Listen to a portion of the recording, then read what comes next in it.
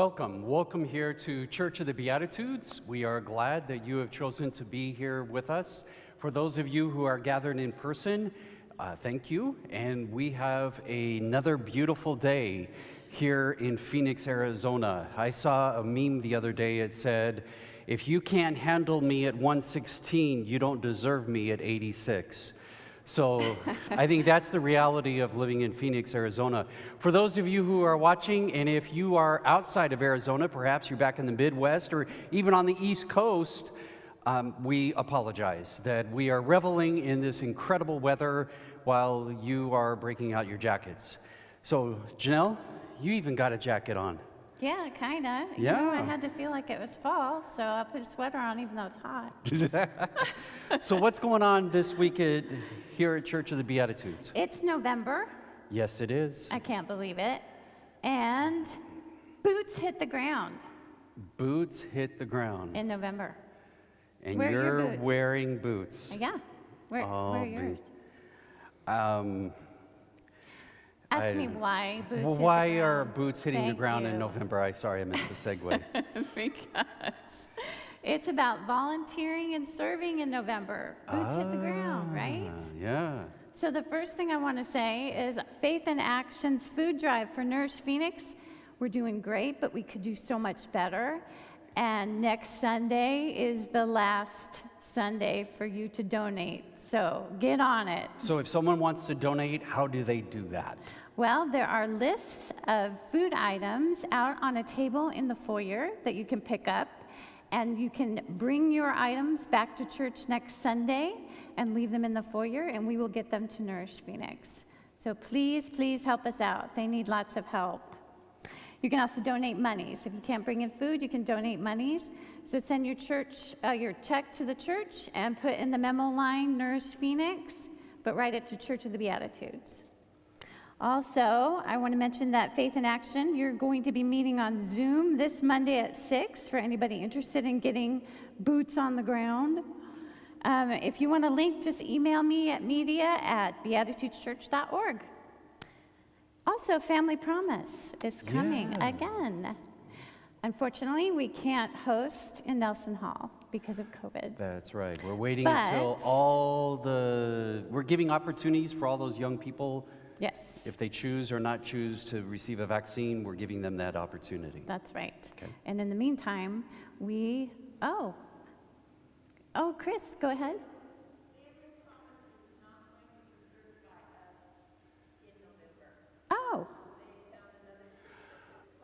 Oh, so we are not serving Family Promise this month.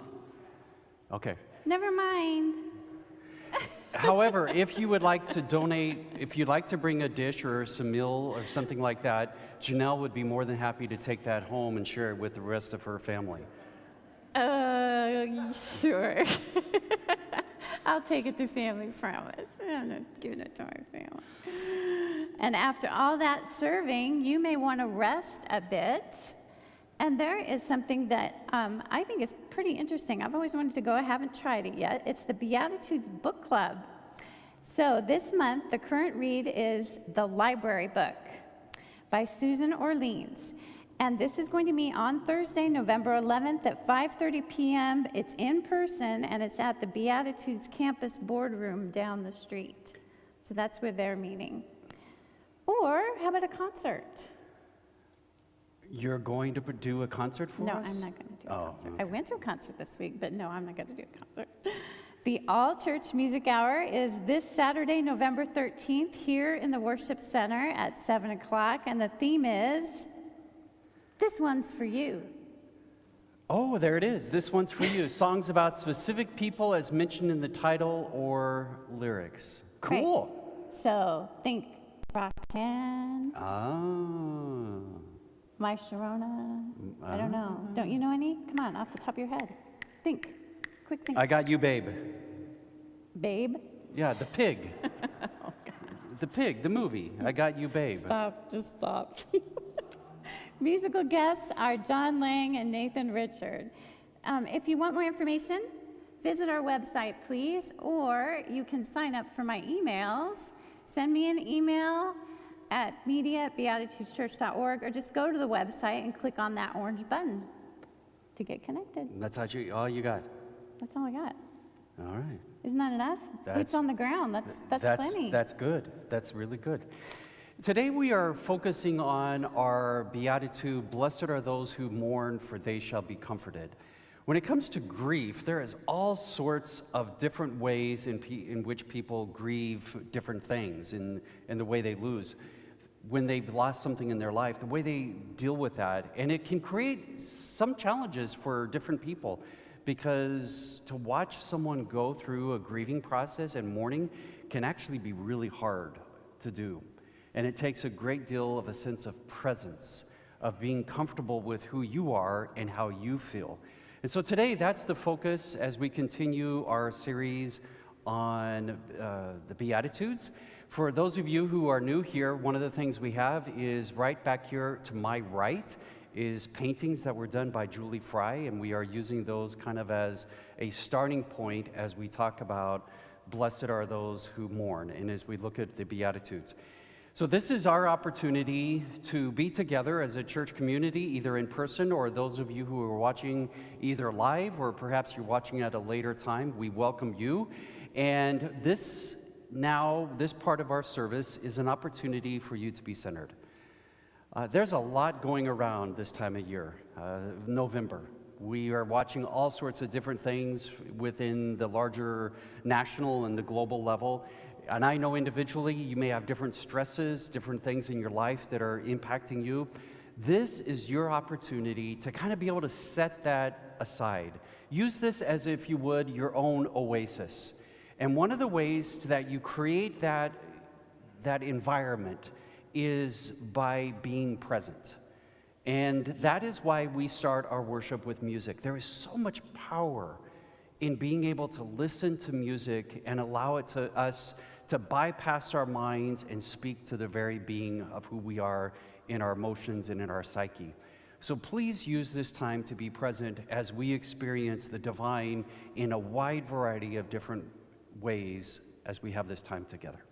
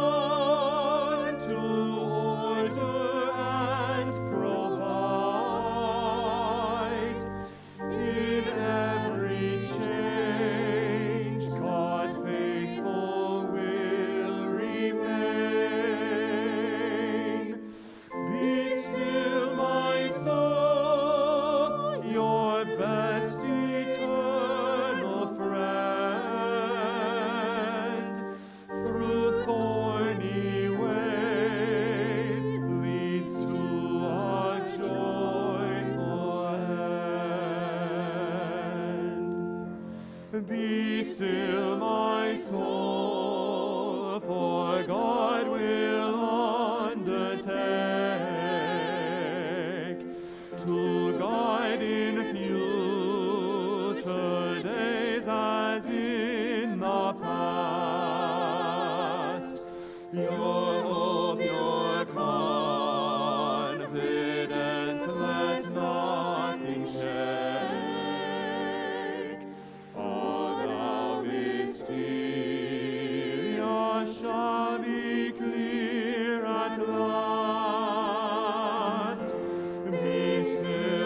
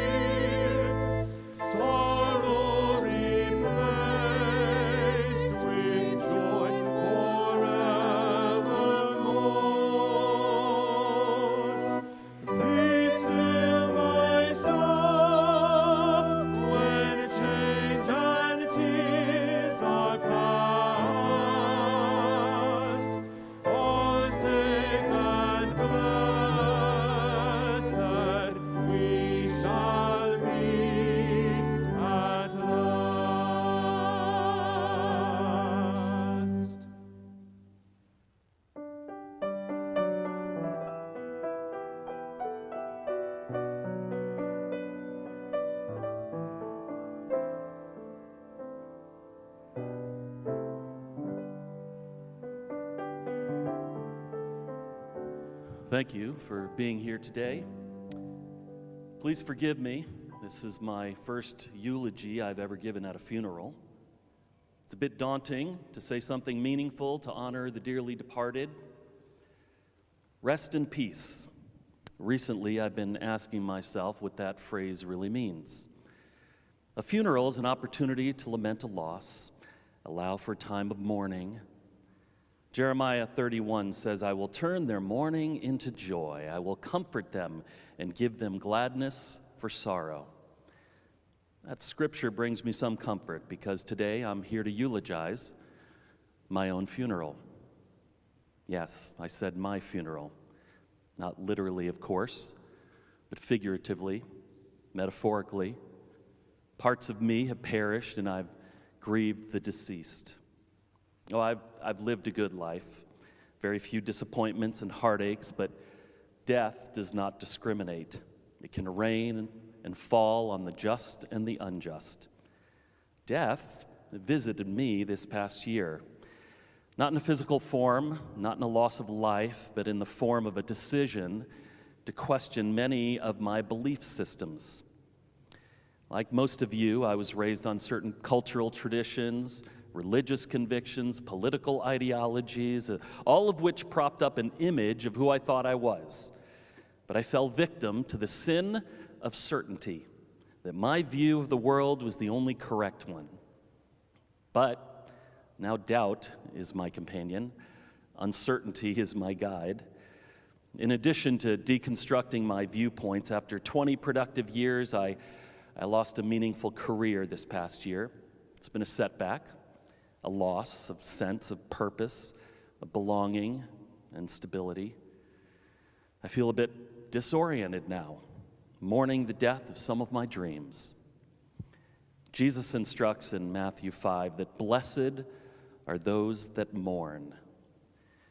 But how can loss and grief be blessed? I mean, how can there be any gift in experiencing pain? Perhaps it's like the circle of life. Death gives way to new birth. Pruning gives way to fresh growth. Old mindsets can give way to new understanding. Mourning can turn to joy. So I ask you, think of the losses that you faced this past year. Maybe it was a job, maybe a friendship, a marriage, a sense of purpose. Maybe you're facing a health crisis. Can you let them rest in peace? Rest in peace is not for the deceased, it's for the living. To allow a loss to rest in peace, we must be willing to let it go and give way to healing and to hope.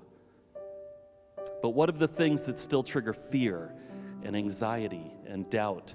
Can those troubles truly rest in peace? I don't know.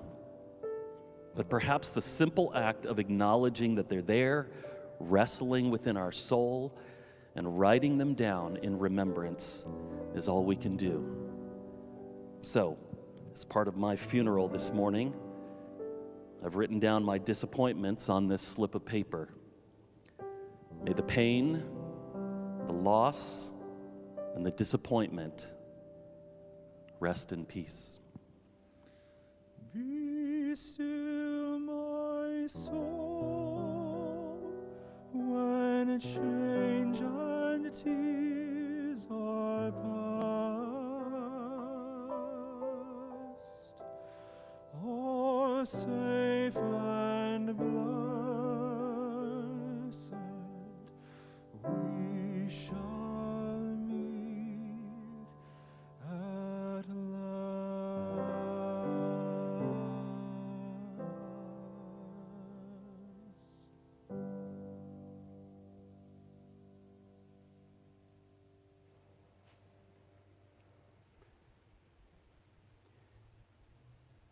Are you crying?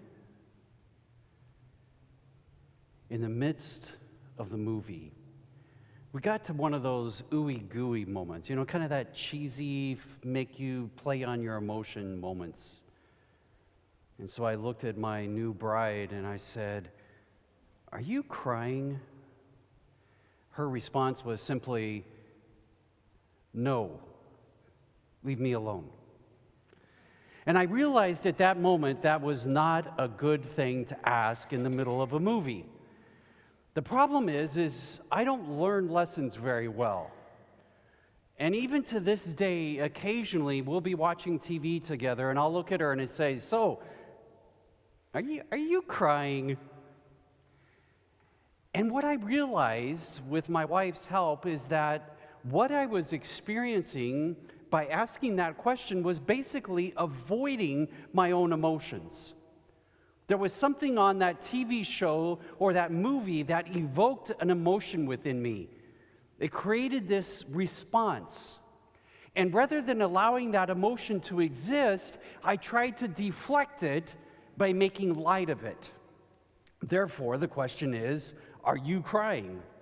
Or I would make a joke, somehow be able to shift it so I wouldn't have to feel that sense of an emotion that often accompanies when we are watching either a movie or a TV show or something like that. When we mourn something, when we grieve on something, it is one of the most raw emotions that we can feel. This sadness just seems to well up within us. And unfortunately for me, it finds its expression by bringing tears into my eyes, and then as they cascade over my eyelids and down my cheeks, I feel vulnerable. I feel uncomfortable, especially in the presence of other people. I don't know who taught me, but somewhere in my growing up years, it was instilled within me that as a man, I shouldn't cry. And so I think I continue to wrestle with those emotions and those feelings. But of all the Beatitudes, the one that we're looking at today, blessed are those who mourn, is the one that speaks the most to me on a very deep emotional level. Blessed are those who mourn, for they shall be comforted. That's the part that really resonates. That in the midst of this grieving, in the midst of this mourning, in the midst of all of those emotions, there will be a sense of comfort.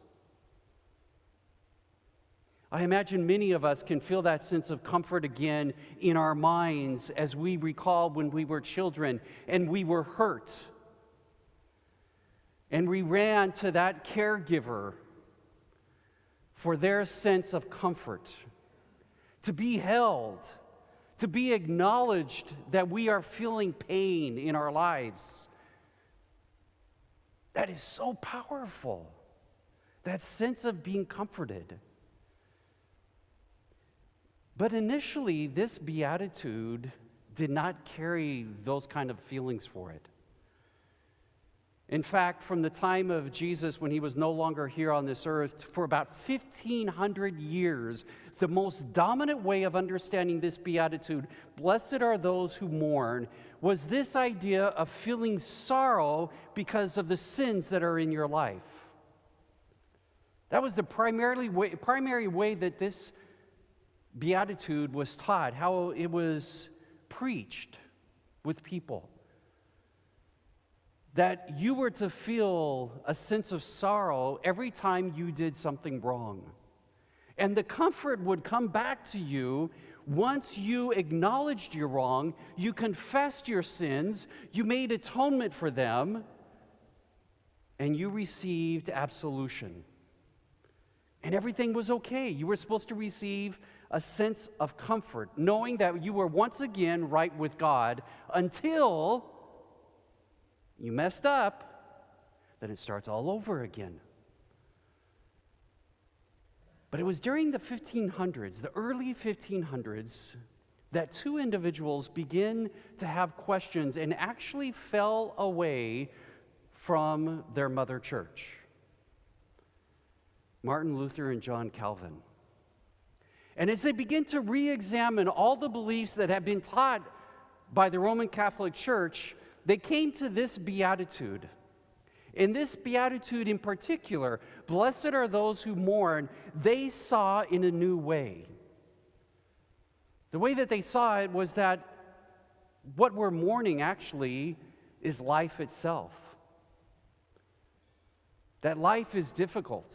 Life is challenging. And as we go through life, we will experience different things that will impact us. And there will be times when we will feel a sense of sadness. And it will touch those nerves and those emotions within us that cause us to have that physical response of tears and a sense that things aren't right in our lives anymore.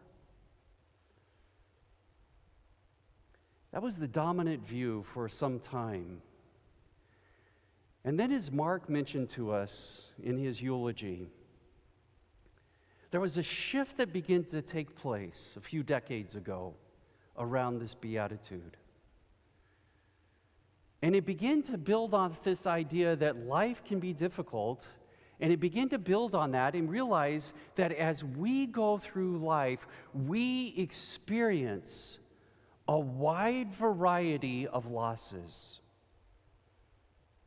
And that was built upon the idea that all of life is temporary. There is nothing in life that is permanent. Let me say it again. Everything is temporary. Nothing lasts forever. Probably the one that we speak about most when it comes to mourning and grief is death itself. It's always amazed me that when it comes to death, that we use the word lost. So-and-so, we lost so-and-so. When I was younger, I remember thinking about that, and I said, well, no, we never really lost them. We know where they are. But it's a way in which we explain the reality of those emotions. That someone that was in our life is no longer physically there, and it creates something within us. That is probably the most dominant way that we experience grief or mourning is through death. But we can also experience through estrangement. When we have a relationship, and that relationship no longer exists. It can happen with a partner in your life. It can happen with friends in your life as they come and go and you have falling outs. And every time we lose a relationship and we become estranged from a person, we experience a sense of loss. There may be an individual right now in your life that you no longer have physical contact with. And if you allow yourself to sit with that long enough, you might begin to feel those emotions, that raw spot again in your life. That's a loss. Another form of loss that is currently impacting a large amount of individuals literally throughout the world because of the situation that has existed for the last year and a half is financial security. There are individuals who have lost jobs, who no longer have the retirement that they were planning on. That sense of losing financial security and certainty can create a great deal of sense of loss and mourning. I remember watching recently on the news an individual who was trying to raise 2 children, a single mom. She had lost her job. And she talked about the emotions she felt trying to once again support them and not knowing where the money was going to come from, not only to pay for food, but to pay for rent.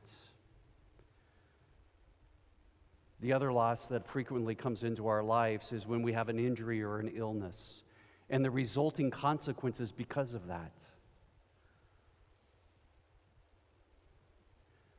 a large number of Americans literally are teetering on the edge of financial insecurity, and all it would take is one catastrophic illness or injury to push them over the edge.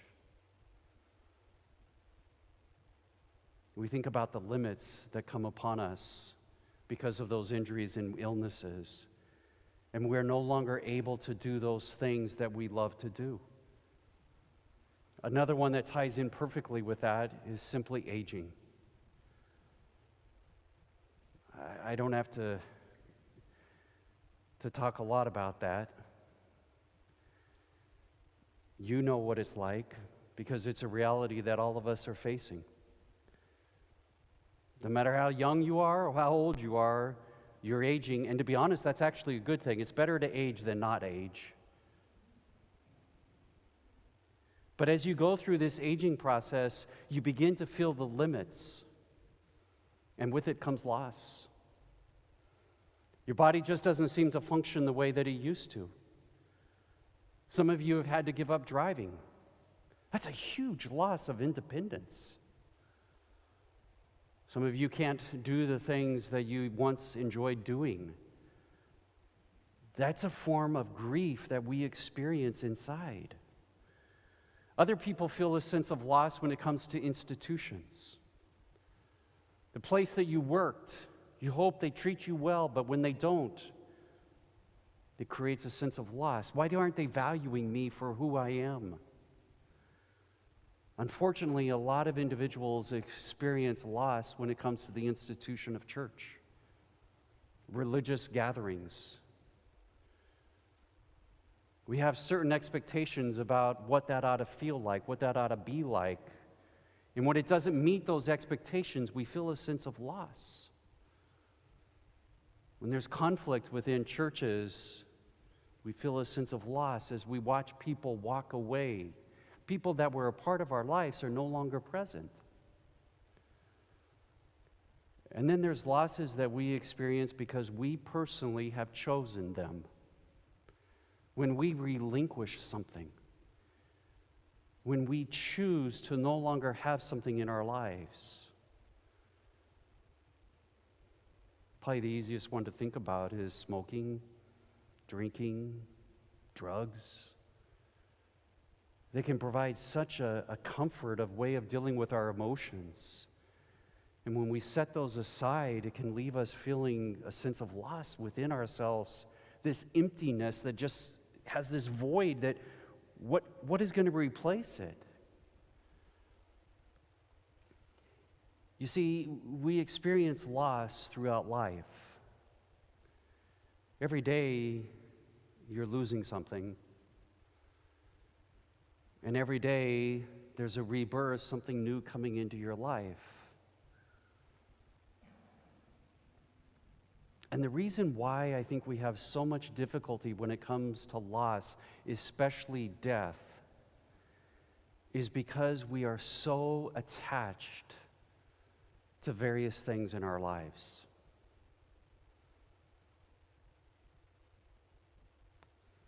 Think about the things that bring you joy. The things that give you a sense of meaning and purpose. And when those things are removed, it creates an unpleasant feeling in return. And our brain is wired in such a way that we seek pleasure. And one of the things that we find pleasurable is consistency. That's why there's so much stress when we make major changes in our life. A new job, a new relationship. All of these come into play. And we don't want to lose what it is that gives us pleasure. I love to ride my motorcycle. It is the thing that I can get out on that either by myself or with my wife and just truly be present in that moment. It's almost as if, as the wind blows through my hair, it blows away all of my worries and concerns.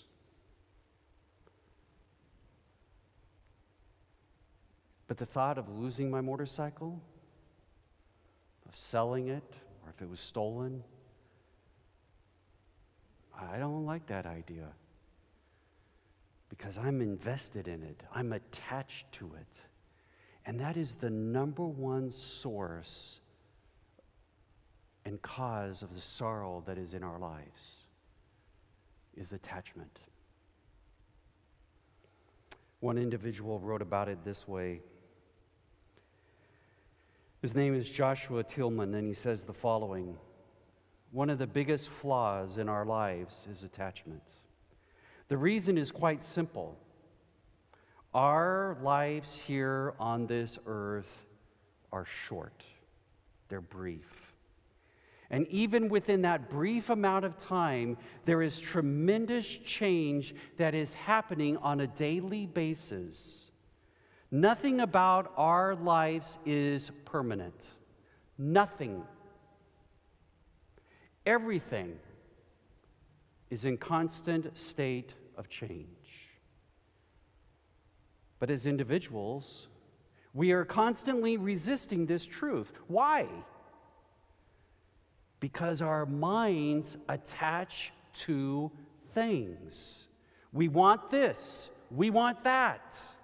And for a time, we may get these things, but from the very moment we get them, it is only a matter of time before we lose them.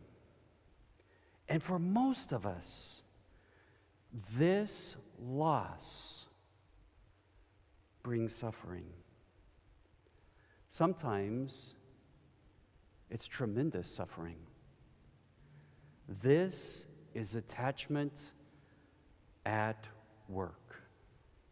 It doesn't matter whether it's a material object that we're attached to, or whether it is an idea about ourselves or someone else that we are attached to.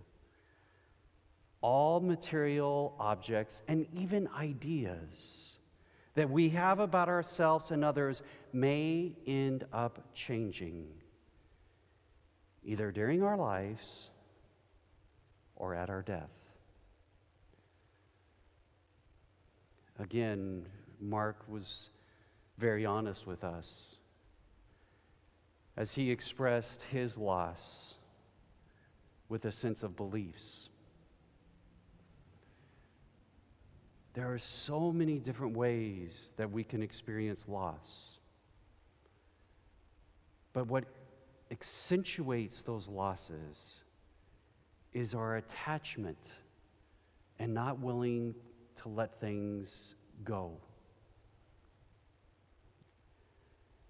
The writer of the Gospel of Luke understood this. When you read the Gospels, occasionally it becomes very clear that the writer is giving an editorial comment. It's almost as if they're telling a story or putting words into the mouth of Jesus, and then they kind of almost reveal their hand, let you see a little bit of the insights of their writing.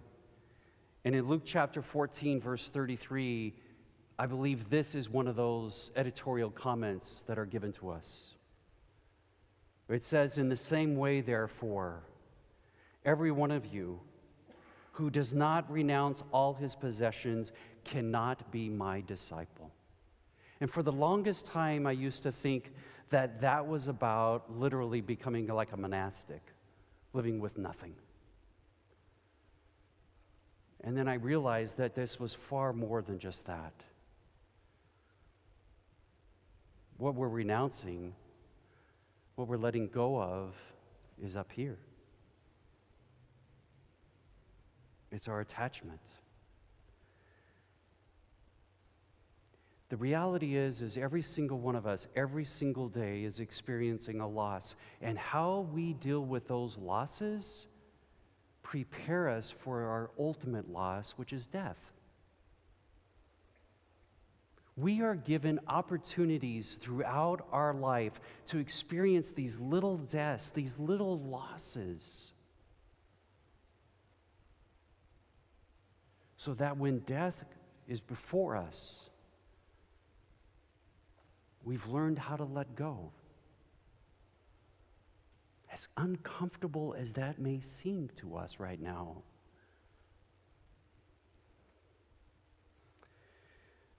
My daughter and her husband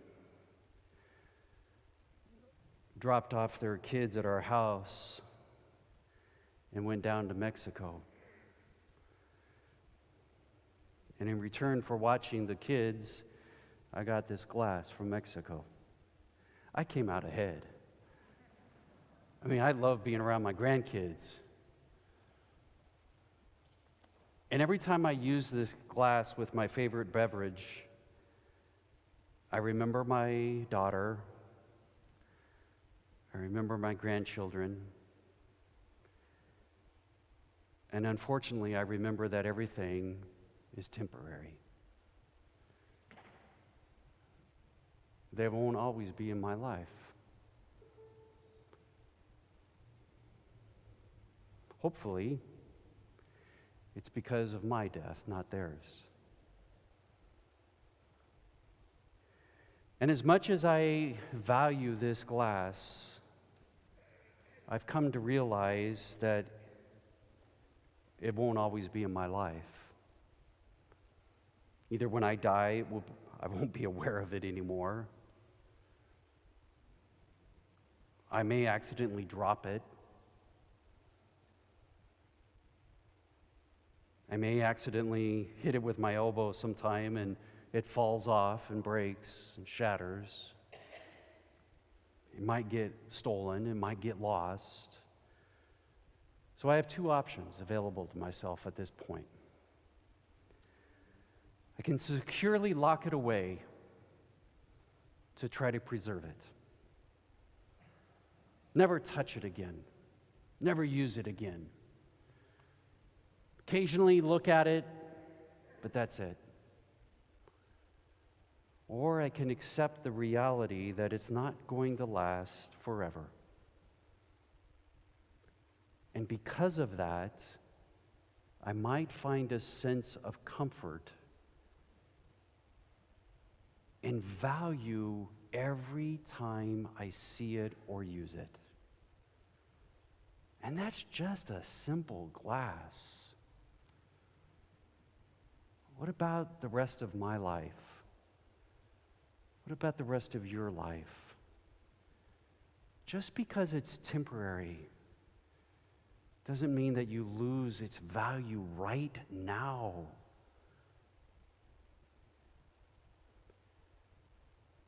It's when we learn to no longer be attached. If you would, to have an open hand and allow things to come and go as they are supposed to. That we find the reality of that beatitude. Blessed are those who mourn, because eventually you will find a sense of comfort. In the impermanence of life, you can find comfort. And so to demonstrate that, when you came in, or perhaps if you didn't get one, there's some up here. There's pins in the pews. You can grab one. But this piece of paper is your opportunity to write something that you need to let go of. Something that you have become so attached to that the possibility of losing it in your life just seems unbearable. Perhaps there's something you already have lost and you're having a hard time with that. Now is your opportunity to write that down. Our mind, when we physically do something, it speeds up a process of letting something go out of our lives. So what I would ask of you as you listen to this song, that if you so choose, that you write it down and then you come forward and you place it into this basin. It's a symbol of letting something go out of your life. It doesn't mean that you don't value it. It doesn't mean that you don't wish it would remain. But you're not going to be as attached to it as you've been in the past. And so during this song, again, you can come forward and place it in the basin.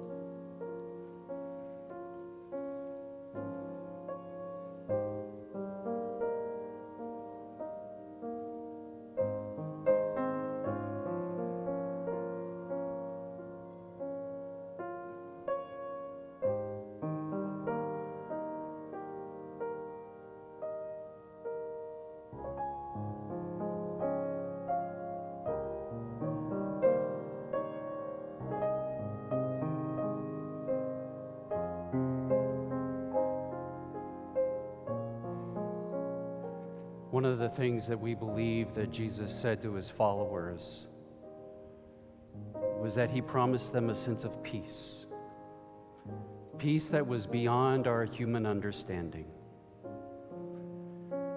But that takes courage to open ourselves up to whatever that peace may look like as we let things go.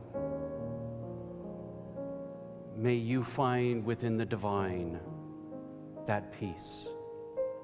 Amen.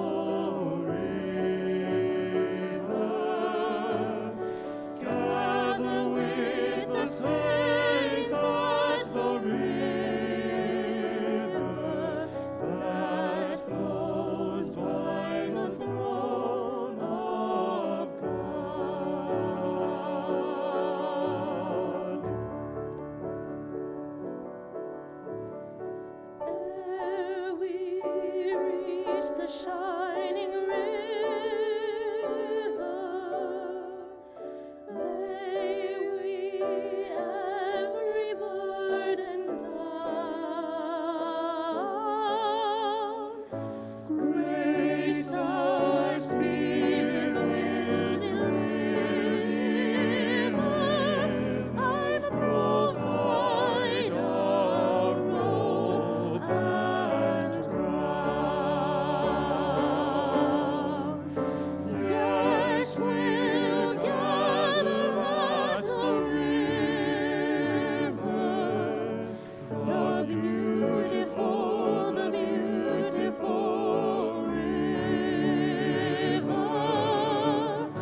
Gather with the saints at the river that flows by the throne of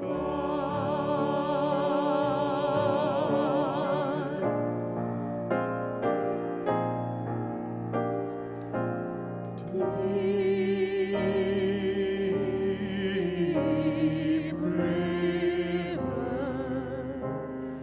my home is overjoyed.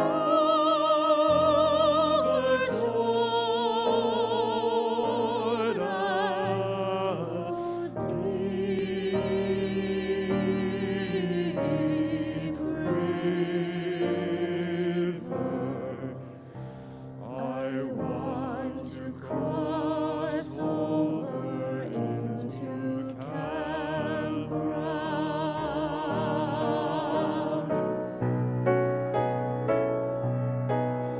Steep river, my soul is overjoyed, and happy hearts will quiver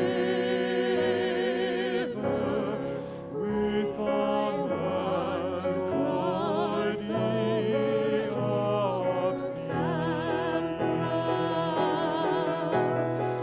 Yes, we'll gather at the river,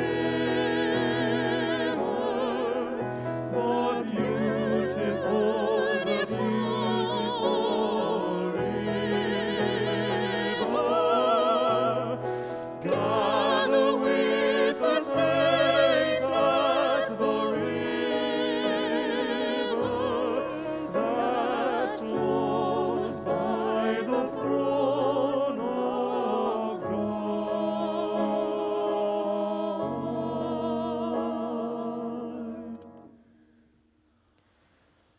That flows by the throne of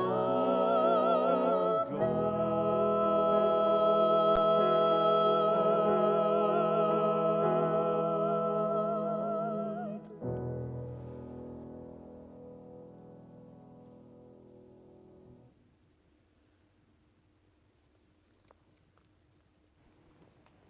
Stephen.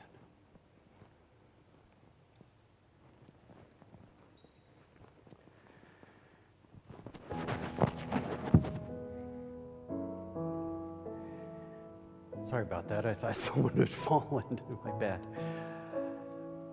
Thank you again for this time that you've spent with us, both here physically present, for those of you watching online. As you go out this week, I want to offer you a special blessing that you can take with you. May you be blessed with a sense of serenity, to be able to accept those things that you have lost in your life that aren't coming back.